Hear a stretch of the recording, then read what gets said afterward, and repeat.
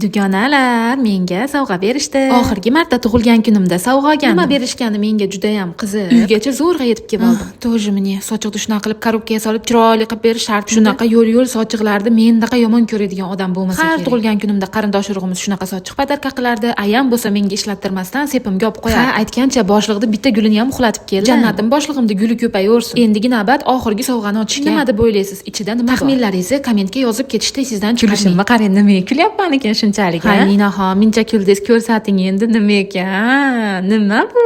Nimasan sen? Nimaligini hali tushunmagan odamlar uchun bu vino. Qo'lda tayyorlangan qo'lbola vino. Hali ham kulyapman. Endi to'g'ri tushunasizlar. Umrimda bunaqa sovg'a olmaganman. Buni gulga bo'lsa xursandchiligim ichimga sig'mayapti. Endi bu gulni avaylab asrayman, qo'limdan kelgancha mehr beraman. Iloji bo'lsa so'litmayman. Agar mushicham ishga borib kelgunimgacha qatigadur tiqmasa, vinoni nima qilasiz endi degan savol agar miyalaringda paydo bo'layotgan bo'lsa, o'zimda ham shu savol qiynayapti. Birorta karisga berib borsammikan yo bunaqa alkogol bersam o'zimga ham gunoh bo'larmikin? Nima deb o'ylaysiz? Fikringlarni yozib ketinglar. Bye.